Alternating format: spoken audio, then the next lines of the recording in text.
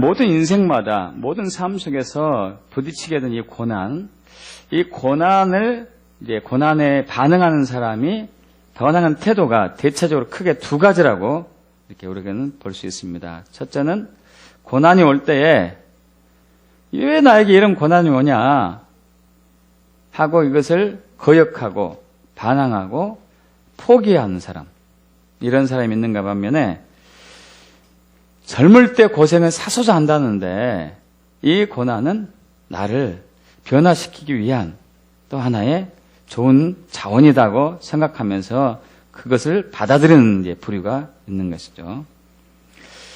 독일 베를린이 있죠. 베를린에 그 막스 플랑크 교육연구소라는 단체가 있습니다. 이 단체는 이 교육연구소라는 단체가 15년 동안 1000명을 가지고 연구를 했어요. 참으로 오랜 시간 동안 이렇게 연구를 했는데 결론이 뭐였냐면요. 지혜로운 사람들은 다음과 같은 공통점을 갖는다. 그것은 바로 지혜로운 사람들은 대부분 역경이나 고난을 극복한 경험이 다 있었다. 인생의 쓴맛을 본 사람들이 순탄한 삶을 살아온 사람보다 훨씬 지혜로웠다고 연구 결과를 발표했습니다. 여러분들 이러한 것들은 우리가 많이 익히 들었고 또 알고 있는 부분들입니다. 그래서 우리는 그래 고난도 우리에게 좋은 또 자원이 되는 것이지, 고난을 이겨내야지 이렇게 생각하면서도 문제는 이 고난의 기간이 계속 길어졌을 때가 문제예요. 여러분 그러지 않습니까? 고난이 끝이 없이 이어졌을 때 혹은 고난의 크기가 너무 커가지고 앞도 뒤도 옆도 아무것도 보이지 않았을 때 이 어마어마한 고난의 크기를 어떻게 이겨낼 것인가. 여러분 그 엄청난 고난 혹은 끝이 보이지 않는 고난을 통해서 하나님 우리에게 원하시는 게 무엇일까요? 하나님은 그걸 통해서 우리에게 어떤 역사를 이루고 계시는가요? 여기에 오늘 우리가 좀 집중하길 원합니다. 성경에서도 고난이 유익이다고 분명히 시편 119편 71절에 얘기하고 있습니다. 고난이 유익이다. 여러분 고난이 어떻게 우리에게 유익이 되죠? 구체적으로 사실 성경에 나오는 하나님의 사람들, 믿음의 사람들은 다 고난을 대부분 다 겪었습니다. 그리고 그 고난의 기간이 상당히 짧지 않고 긴 기간이 많았었고 크기도 엄청난 부분들이 많이 있었었죠. 다 그분들이 다 이제 견뎌낸 것이죠. 여러분 고난이 유익이다. 이것을 우리가 구체적으로 나누기 전에 먼저 알아야 될 부분이 성경에서 말하는 고난이 어떤 때 오는가? 어떨 때 올까요, 여러분? 나쁜 일을 할 때 고난이 올까요? 죄를 지었을 때 고난이 올까요? 물론 그럴 수 있습니다. 그런데 오늘 나누고자 하는 이 고난은요, 좋은 일을 하고 착한 일을 하고 하나님을 위해서 내가 뭔가를 했을 때 오는 고난을 얘기해요. 다시 말씀드릴게요. 내가 좋은 일을 하는 거, 좋은 일, 착한 일, 선한 일, 하나님 위해서 내가 뭔가를 했을 때 고난이 온다는 얘기니까요. 그때.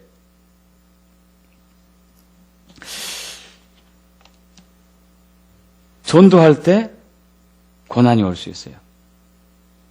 그죠? 구제하고 어려운 사람 도와줄 때 고난이 오는 거예요.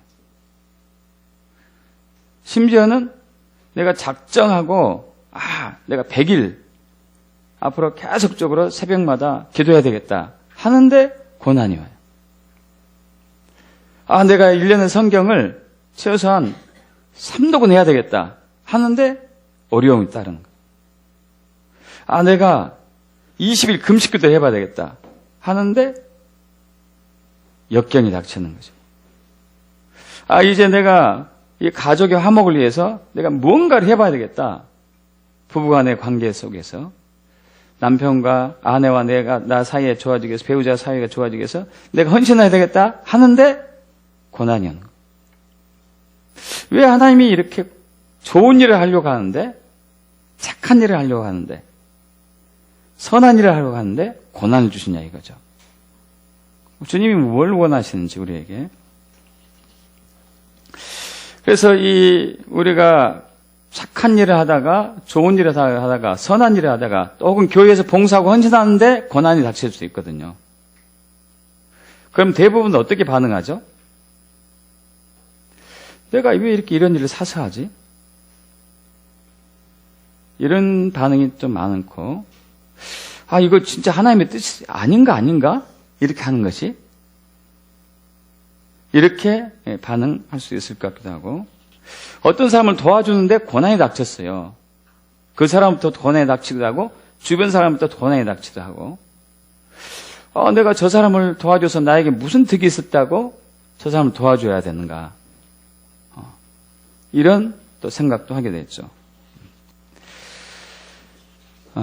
여러분, 예수님께서 온 인류의 죄를 대속하기 위하여서 십자가를 고난을 지시고 십자가에서 죽으셨습니다. 돌아가셨고 사흘 만에 부활하셨죠. 여러분, 그런데 그 온 인류를 구원하고자 한 온 인류의 사람들이 예수님을 다 배신했어요. 심지어 3년 반 동안 예수님을 따라다녔던 베드로를 비롯한 수제자들도 예수님이 붙잡히신 순간에 다 도망갔고, 베드로는 예수님을 부인까지 하고 저주까지 했었고. 여러분, 예수님의 입장에서, 여러분 예수님의 입장이라면은, 이야, 저런 친구를 위해서, 저런 놈을 위해서 내가 생명을 걸어야 될까? 내가 저를 위해서 얼마나 많은 세월 동안, 3년 반 동안을 헌신하고 수고해하고, 지 장모까지 고쳐줬는데, 내가 이제 붙잡히니까 도망가고 나를 부인해. 저런 놈을 위해서 내가 십자가 져야 되나? 그러나 예수님 지셨어요. 할렐루야. 지셨기 때문에 저와 여러분이 구원의 길이 열렸습니다. 새 생명의 길이 열린 것이죠. 여러분, 사도 바울도 복음을 전하는 과정 속에서 숱한 고난을 당합니다. 여러분, 말할 수 없는 고난을 당해요. 강도를 만나기도 하고, 물을 건너다가 물에 빠져 죽을 뻔도 하고, 굶기도 하고, 그리고 맞기도 엄청나게 많이 맞고, 감옥에 들어가기도 하고, 죽을 뻔하기도 하고, 엄청난 고난을 당합니다. 그런데 사도 바울이 한결같이 얘기하고 있는 것은 복음을 전하는데 고난이 따른다는 것이에요. 복음을 전하는데 고난이 따른다. 그러면서 자기 영적인 아들 디모데에게도 그렇게 권합니다. 복음을 전할 때 고난이 따른다. 그 고난을 기뻐해라. 고난을 거부하지 말아라. 고난을 돌파해라. 그러면서 이제 디모데후서 2장 3절에 너는 그리스도 예수의 좋은 병사로 나와 함께 고난을 받자. 디모데후서 4장 5절에 그러나 너 디모데는 모든 일에 순중하여 고난을 받으며 전도자의 일을 하며 내 직무를 다해라. 복음을 전하는데 고난이 필요하다는 얘기예요. 여러분, 진주가 조개에서 태어나죠. 조개에서. 근데 이 진주 조개가 갖는 고난이 있습니다. 여러분 잘 아시다시피 조개 안에서 진주가 생기는 과정을 잘 아시죠? 조개 안에 이물질이 들어오게 되면은 그 이물질로부터 자신을 지켜내기 위해서 그 이물질을 새로운 체액으로 계속 감싸는 거죠. 감싸고 해가지고 그 진주가 형성이 됩니다. 근데 모든 진주가 다 그런 것은 아니래요. 모든 진주가 이물질이 들어오면 다 진주를 생산하지 않는데요. 어떤 진주는 그 이물질이 들어왔을 때 그것을 거역하고 포기해버리고 말아버리는 거예요. 그럼 그렇게 되면은 그 들어온 이물질을 통해 가지고 세균이 번식돼 가지고 감염이 돼서 그 진주는 죽어요. 몇 년 있다가. 그러나 그 이물질이 들어왔을 때 그 이물질을 통해서 계속 자기가 체액을 생성해서 그것을 극복해낸 이 조개는 끝까지 살고 결국 사람에게 큰 유익을 주는 것이죠. 여러분, 고난은 우리에게 어떤 유익을 줄까요? 어떤 유익을 줄까요? 우리 고린도후서 1장 8절에서 9절 여기 접어두고 하겠습니다. 고린도후서 1장 8절에서 9절.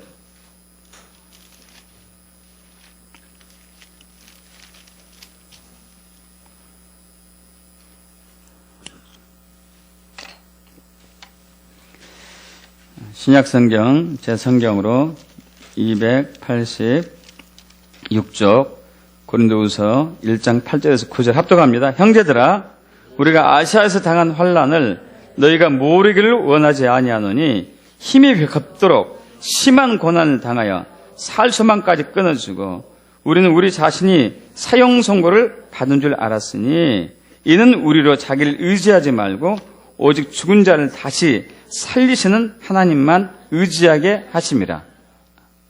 여러분, 아까 말씀드렸던 사도 바울이 복음을 전하면서 받는 고난은 우리가 상상하지 못할 부분들이 많이 있습니다. 여기서 표현은 살 소망까지 끊어질 정도로 이제 죽었다, 우리는. 더 이상 우리에게는 희망이 없다 하는 정도까지의 고난.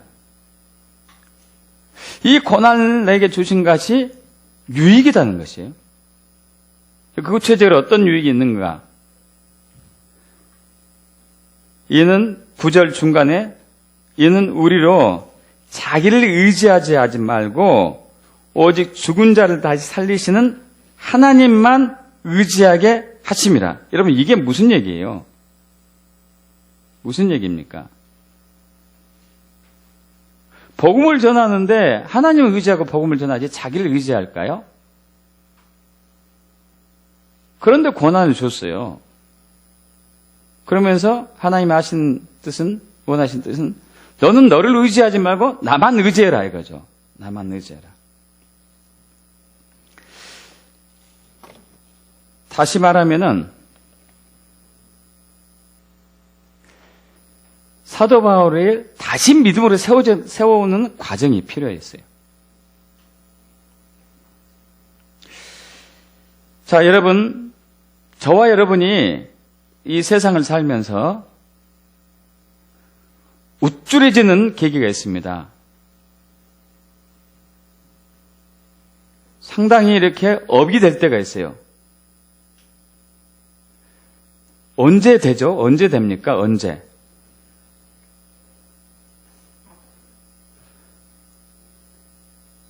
나쁜 일 할 때 될까요? 어때요? 죄를 지었을 때? 아니에요. 어떨 때 되죠? 착한 일 할 때, 좋은 일 할 때, 선한 일 할 때, 주님의 일을 할 때, 이때 업이 돼요, 업이. 교회에서 봉사하고 헌신하고 충성한다고 열심히 할 때, 이때 업이 돼요, 업이. 막 영적인 일들이 막 일어나고 있을 때, 막 치유가 나타나고 기적이 나타나고 있을 때, 이때 업이 돼요. 내가 이 일을 한다니까, 내가 이렇게 열심히 한다니까, 내가 열심히 이렇게 노래가 한다니까. 여러분, 이렇게 되면은 이미 저와 여러분이 상을 받은 것이 돼요. 마태복음 6장 1절 이하부터 그것을 얘기하고 있죠. 너희는 사람들에게 보이려고 너희 의의를 행하지 말아라. 그러면 이미 너희는 상을 받았다. 성부 하나님께서 너희에게 줄 상이 없다. 그러면서 너희가 굳이 할 때 제발 나팔 불지 말아라. 나 이렇게 굳이 하고 있어요. 나 이렇게 좋은 일 하고 있어요. 나 이렇게 착한 일 하고 있어요. 제발 얘기하지 말아라. 오른손이 하는 것을 왼손이 모르게 해라. 그러면 은밀한 중에 보신 하나님이 은밀한 곳에서 은밀하게 너에게를 갚아줄 것이다. 기도할 때도 마찬가지, 기도할 때 사람들이 많이 보는 데 앞에서 큰 거리에서 막 소리치며 기도하지 말아라, 제발. 골방에 가서 은밀하게 기도해라. 은밀한 중에 계신 하나님께. 그러면 은밀한 중에 계신 그분이 갚아주실 것이다. 금식할 때 제발 머리 풀어헤치지 말고 초췌한 모습으로 수염도 깎지 않은 채 사람들에게 보이려고 금식하지 말아라. 저희들이 이미 다 상을 받았다. 사람들이 모르게 해라, 금식. 그러면 은밀한 중에 계신 하나님께서 갚아주실 것이다. 여러분, 저와 여러분이 막 업이 되는 경우는요, 좋은 일하고 착한 일하고 선한 일하고 뭔가 올바른 일을 하고 할 때 막 내 의의가 드러나요. 난 이런 사람이야. 내가 이렇게 착하지. 그렇게 나는 은혜를 받을 자격이 있는 거지. 나는 복을 받을 만한 조건이 된 거야. 이런 믿음과 전혀 관계없는 이상한 미혹들이, 거짓들이 저와 여러분 혼돈시키는 것이죠. 여러분, 주님은 이것을 제거하길 원하세요. 저와 여러분을 위해서. 여러분 믿습니까? 이것을 빼내길 원하세요. 내 의. 내가 이런 사람이야. 내 자랑. 이것을 완전히 없애길 원하십니다.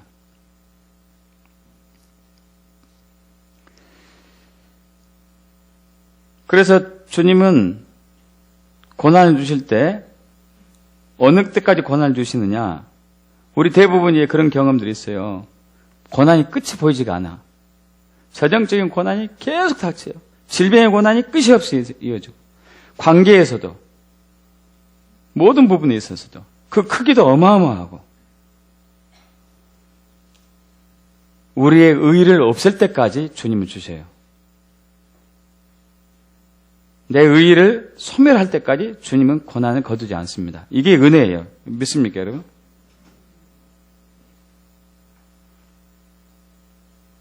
우리는 우리 의의를 참 드러내길 좋아하거든요.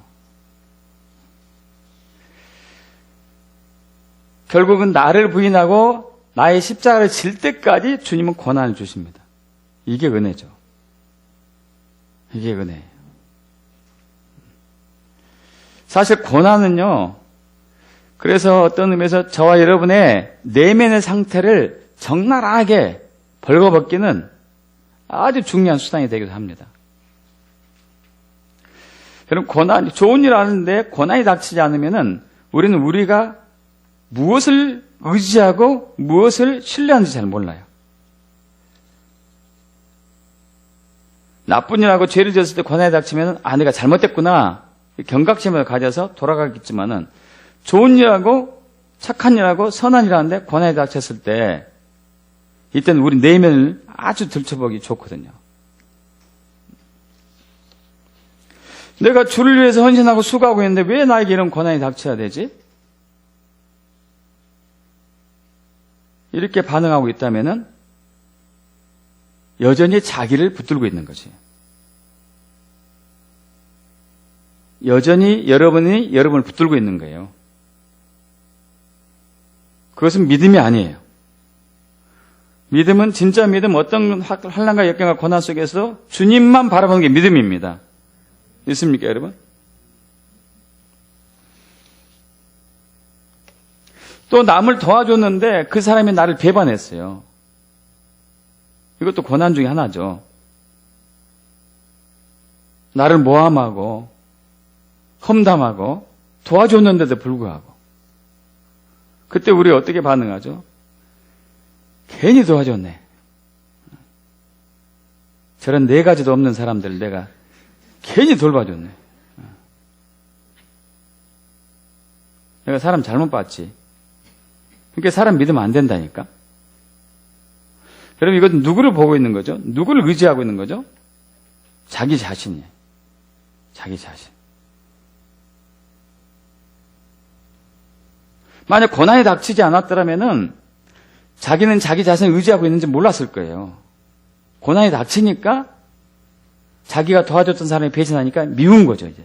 자기 내면의 상태가 드러난 거예요. 나쁜 사람이죠, 저 사람이.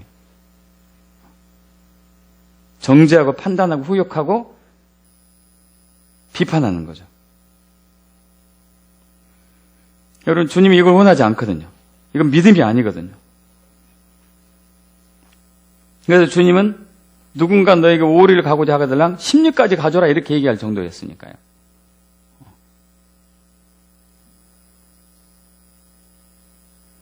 아니, 하나님, 내가 이렇게 전도 열심히 하고 기도도 많이 하고 봉사하고 헌신하고 많이 하는데 왜 나를 계속 깊은 파멸의 나락으로 떨어뜨리지?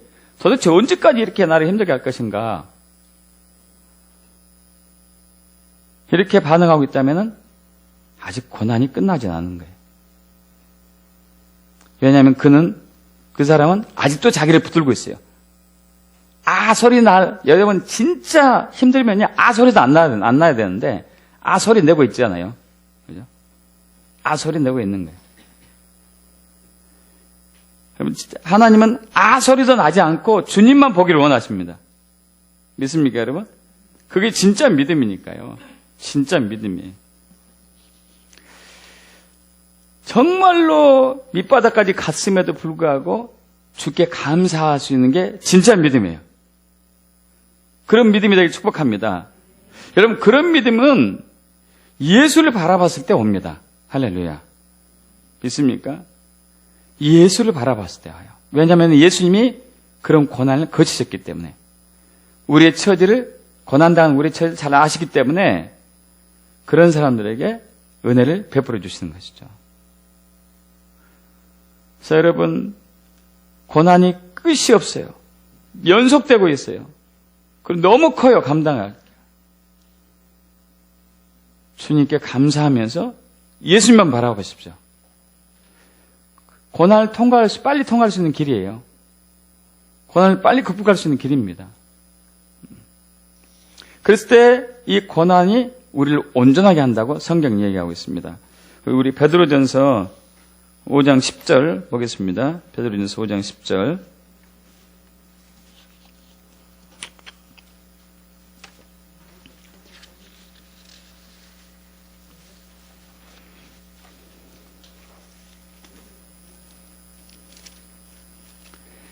베드로전서 5장 10절, 제 성경으로 신약성경 384쪽 합독합니다. 모든 은혜의 하나님 곧 그리스도 안에서 너희를 부르사 자기의 영원한 영광에 들어가시게 하신 이가 잠깐 고난을 당한 너희를 친히 온전하게 하시며 굳건하게 하시며 강하게 하시며 털을 견고하게 하시리라. 할렐루야. 이 고난으로 말미암아 우리가 지속적으로 주님을 바라봤을 때에 우리가 온전해지는 것입니다. 할렐루야. 우리의 믿음이 단단해지는 거예요. 우리의 인격이 성숙되어 가는 것이죠. 믿습니까, 여러분?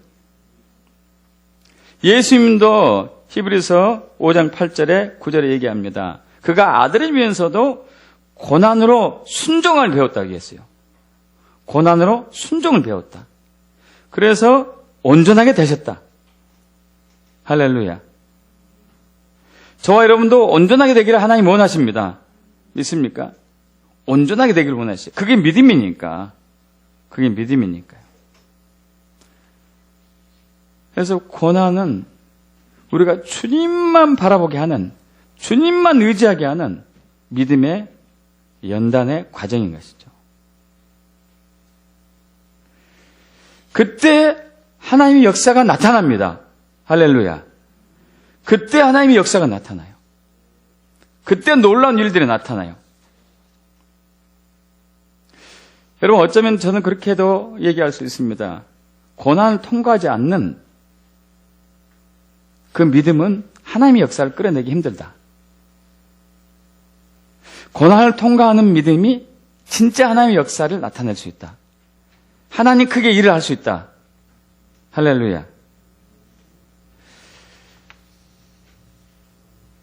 인천의 그 방주교회 박보영 목사님 그 삶을 보면은 참 그런 고난의 연속이었던 것.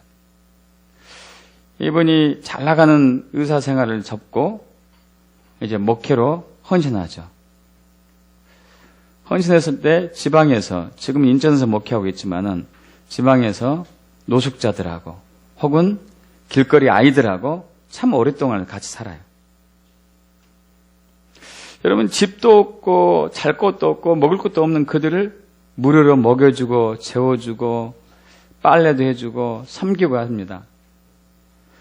근데 그들이 도대체가 변하지 않는 거예요. 도대체가.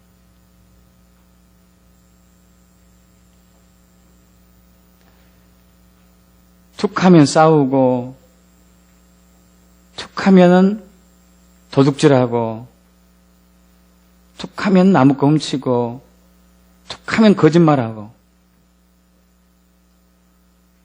아니, 그렇게 오랜 세월을 그들을 돌봐주고 섬기고 먹여주고 재워주고 말씀으로 양육하고, 그리고 틈만 하면 눈물을 흘리면서 같이 부여잡고 울고 회개했는데도 변화가 안 돼요. 도대체가 변화가 안 돼요.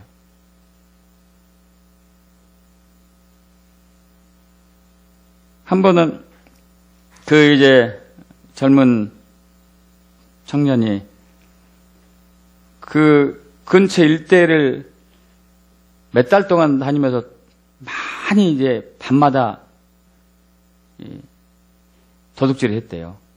결국 붙잡혀가지고 교도소 갔다 온 거예요.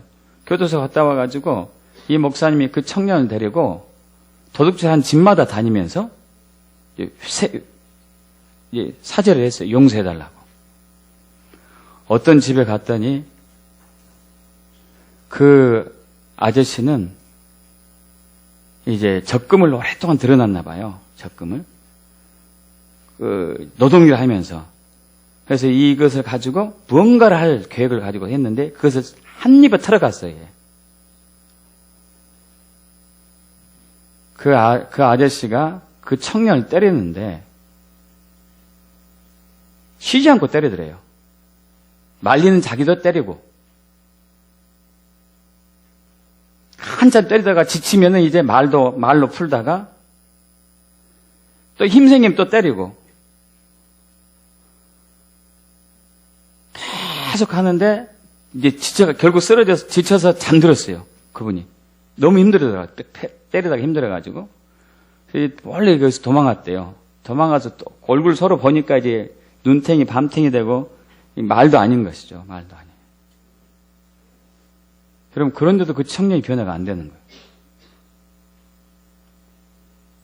그렇게 어렵게 자기가 그 청년을 위해 헌신했음에 불구하고.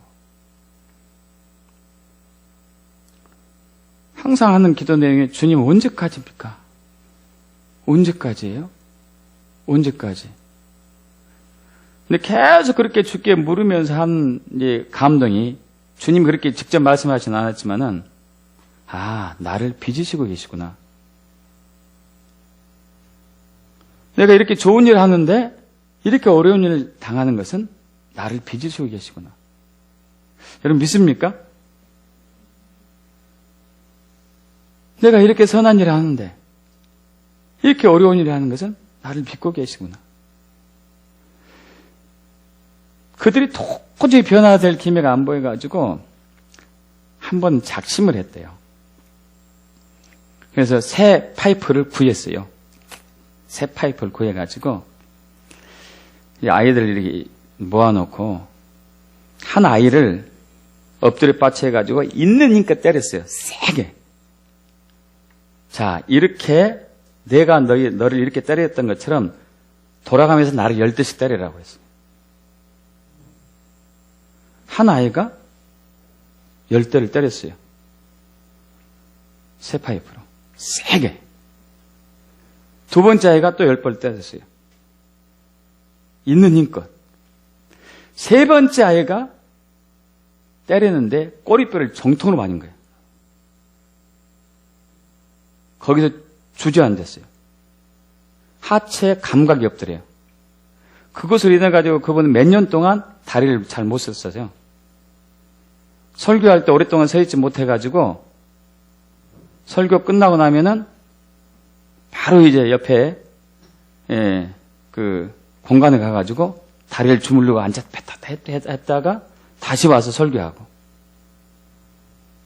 다시 와서 찬양하고 몇 년간을 나중에 주님이 고쳐주시긴 했지만은 그러니까 얼마나 세게 맞은 거예요? 아! 하고 쓰러졌는데 거기서 그분이 끝나지 않고 너희들 중에 나를 업을 수나 업혀라 하고 업힌 채 또 맞은 거예요.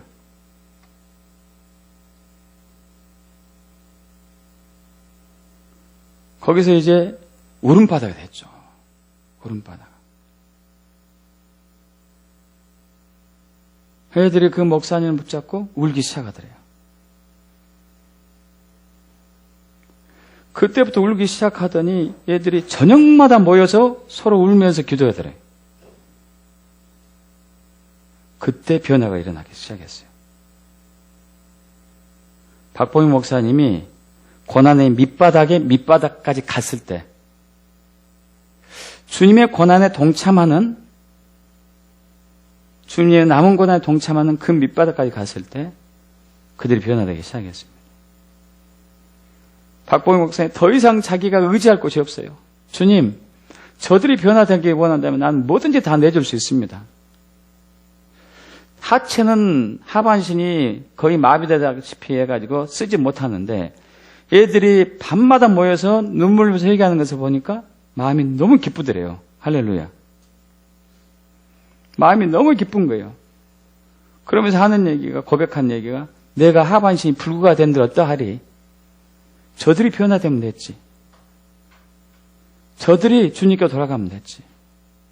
저들이 주님께 세워지면 됐겠지.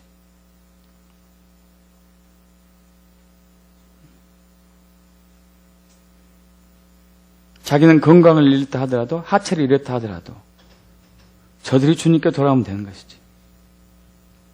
여러분 이거 진짜 믿음 아니에요? 할렐루야. 진짜 믿음이에요. 우리는 어설픈 가짜 믿음이 많아요. 적당한 믿음. 여러분 그것은 고난이 오면은 여지없이 무너집니다. 마태복음 7장 21절 이하가 그거잖아요. 주여 주여 하는 데마다 천국에 들어갈 수 없다. 다만 내 아버지 뜻에 행한 자라 들어갈 것이다. 너희가 내 이름으로 많은 권능을 행하고 귀신 쫓아내고 선자 노래했지만 난 너희를 도무지 모르겠다. 그러면서 하는 얘기가 불법을 행한 자는 내게 떠나가라 하면서 누구든지 반석에 집을 짓는 자는 비바람이 나고 창수가 와도 결코 무너지지 않을 것이다. 그러나 모래 위에 집을 지은 자는 비바람이 나고 창수가 나면 곧 무너진다. 여러분의 믿음이 어디 위에 세워졌습니까? 순탄한 길 위에, 순탄한 여정길 위에 세워졌습니까? 여러분 그것은 반드시 무너지게 되어 있어요. 그러나 고난과 역경 속에 세워졌다면 무너지지 않습니다. 믿습니까? 환난과 어려움 속에 세워졌다면 절대 무너지지 않아요. 주님은 우리를 위해서 고난을 주셔요. 주님은 저와 여러분을 진짜 믿음 갖기 위해서 고난을 주십니다. 그리고 그 고난이 거기서 끝나는 것이 아니죠. 나중에 우리 예수님이 오셨을 때 큰 영광이 됩니다. 할렐루야. 있습니까? 그래서 로마서 8장 17절이 그것이죠. 함께 또 다시 한번 합독해 볼까요? 로마서 8장 17, 18절. 자녀이면 또한 상속자, 곧 하나님의 상속자요 그리스도와 함께한 상속자니 우리가 그와 함께 영광을 받기 위하여 고난도 함께 받아야 할 것이니라. 생각하건대 현재의 고난은 장차 우리에게 나타날 영광과 비교할 수 없도다. 아멘. 박봉영 목사님이 고난이 끝이 없게 이어질 때 주님께 모든 것을 맡긴 그 과정 속에서 어느 날 주님이 찾아오셨어요. 그러면서 1시간 동안 자기에게 말씀하셨다네요. 내가 너를 안다. 할렐루야. 내가 너를 알지. 네가 그동안 어떻게 해왔는지 알지.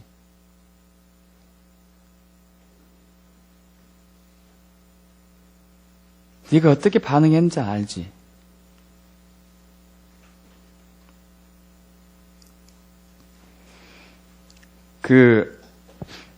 한 번은 그렇게 어렵게 하고 있는데 자기 친아버지께서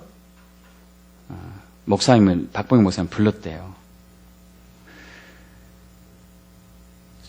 친아버지가 그분이 이제 감리교계에서 꽤 유명하신 분인가 봐요. 저는 잘 모르는데 자기를 볼 때마다 혀를 끌끌 차면서 어떻게 우리 집안에서 나 같은 애가 태어났는가 모르겠다.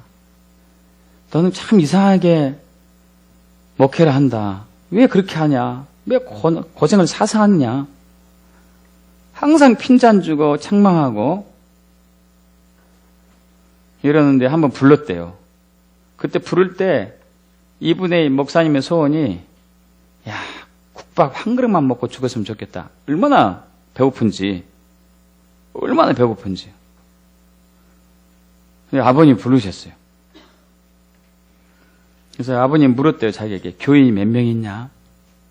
아직 하나도 없어요. 어떻게 넌 그렇게 목회를 하냐? 지금 누구하고 살고 있냐? 노숙자들하고요.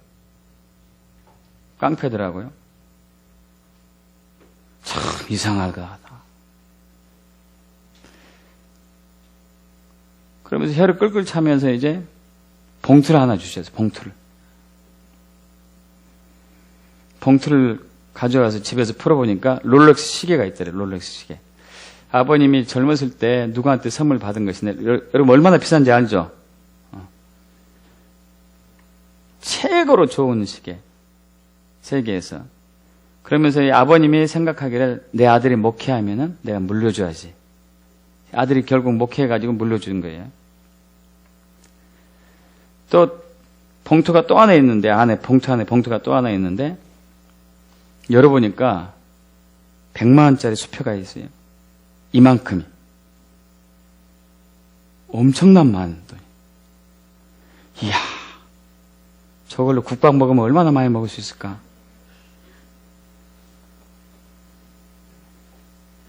또 봉투가 또 있어요. 보니까 집 문서, 땅 문서. 그래서 그때 생각했어요. 이분이 야, 이제 내 고난의 시기가 끝났나 보구나. 하나님이 나를 보시고 이제 졸업을 하게 하려나 보다 하고 기도하는데 아직 안 끝났다는 감동이 오더래요. 그래서 그 다음날 다시 고스란히 갖다 줬어요. 아버님 더 기가 찰 노릇이죠. 기가 찰 노릇이. 어떻게 저렇게 하냐. 별종이다. 나는 별종.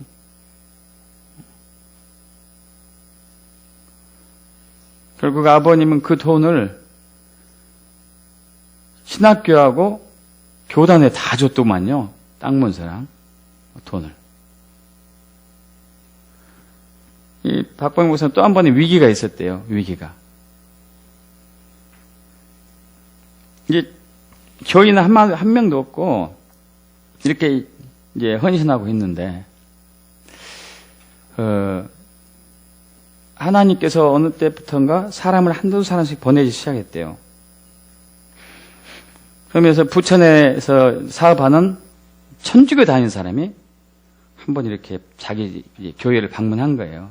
방문해서 보니까 냄새는 지독하게 다들 낮에 애들 막 치지도 않고 했으니까. 그리고 이제 자는 것이 입는 것, 그러니까 잘 때 입는 옷과 밖에 나갈 때 입는 옷이 똑같대. 옷을 한 벌로 산다는 얘기죠. 그 사람이 그걸 보더니 기가 차가지고 알겠습니다. 내가 3일 후에 다시 와서 헌금할게요. 10만 원만 했으면 좋겠다. 10만 원만 했으면 좋겠다. 와서 헌금을 하고 하는데 기도를 하더래. 헌금 한번 붙들고. 기도를 되게 길게 하는 거야. 빨리 하고 가지. 애들하고 좀 라면이라도 끓여 먹게. 하고 가서 열어보니까 수표가 있어요. 10만 원. 10만 원. 1억이든 1억. 근데 3일 후에 또 왔어요. 또 와서 또 헌금했는데 5천만 원. 1억 5천만 원. 그때 이제 막 얘들 모아놓고, 야, 우리 먹자. 뭐 먹을래? 갈비탕, 피자, 뭐, 닭튀김. 한 달을 그렇게 열심히 먹었대. 근데 한 달 이렇게 돼 보니까, 이렇게 하다가 사람이 타락하는구나. 그 전까지만 해도 새벽 2시에 일어나가지고 얘들 데리고 산기도 가고, 막 12시간씩 기도하고 이렇게 했던 게 돈이 생기니까 1시간 간단히 하고 내려오고, 내가 돈하고 신앙을 팔아먹는구나. 내 믿음과. 하고 그 1억 4,800 얼마 남은 것을 가지고 다시 그 사람한테 찾아간 거예요. 이거 도저히 안 되겠다고. 근데 이 상태에서 믿음을 못 지키겠다고. 믿음을 잃어버리겠다고. 그런데 그 사람이 하는 얘기가 참 현명했어요, 그 사람도. 아니, 뭐 먹으라고 그렇게 내가 준주하냐고. 왜 먹기만 했냐고. 보아하니까 교회도 다른 데로 이사 가야 되겠던데, 사람들이 꽉 차가지고, 작은 교회에서 꽉 찼으니까, 뭐, 그 숫자가 숫자겠지만은. 그래가지고 결국 이제 교회를 이전을 하게 되는 케이스가 있었죠. 여러분, 하나님이 그분에게 말씀하셨어요. 내가 너를 안다. 내가 너를 알지. 여러분, 참 이것은 기분 좋은 말이에요. 그 소리를 듣기 축복합니다. 저도 원해요. 저도. 내가 너를 알지. 그렇게 고난과 역경이 와도 사람 보지 않고 세상 보지 않고 너를 보지 않고 나만 의지하는 너를 알지. 그래서 내가 너를 세울 거야. 할렐루야. 지금 그분은 고백할 때 교인 한 명도 없었고 노숙자만 드글드글하고 자기를 힘들게 했던 그 역경과 고난의 시간이 오직 주님만 의지하고 견뎌냈을 때 어디서 이렇게 많은 사람들이 자기에게 모였는지 모르겠다. 할렐루야. 그럼 고난은 우리에게 유익입니다. 특별히 전도할 때, 좋은 일을 할 때, 착한 일을 할 때, 주님 위해서 헌신하고 한다 했을 때, 교회에서 봉사하고 헌신한다고 했을 때, 또 성경 보려고 혹은 또 금식하려고 또 기도하려고 작정하고 계속 가는데 어려움 닥쳤을 때 이때 포기하시면 안 돼요. 이때 그만두면 안 돼요. 끝까지 주님만 보고 가셔야 돼요. 이것이 믿음이에요. 있습니까? 이것이 진짜 믿음이에요. 진짜 믿음. 진짜 믿음과 가짜 믿음인가는 고난이 오면 알아요. 고난이. 여러분 지금까지 고난이 왔을 때 여러분이 무너졌어요. 대부분들. 가짜 믿음이었으니까. 그러나 주님 예수님만 보면은 진짜 믿음이 세워집니다. 믿습니까? 예수를 보십시오. 예수님도 아들이라도 고난을 받으셨어요. 그래서 순종을 이뤘어요. 그 순종을 통해서 우리를 구원한 것이죠. 우리 역시 마찬가지고요. 누구도 이것은 예외가 아닙니다. 주님은 우리에게 특히 착한 일을 하려고 하는 우리에게 계속 고난을 보내세요. 그걸 통해서 우리의 진짜 믿음을 세우기 위함이에요. 우리를 온전하게 하기 위함이고 또 이걸 통과했을 때 우리에게 영광을 주기 위함이에요. 할렐루야. 그러한 믿음이 되길 축복합니다. 내가 너를 안다 하는 칭찬을 받길 축복합니다. 할렐루야. 기도하겠습니다.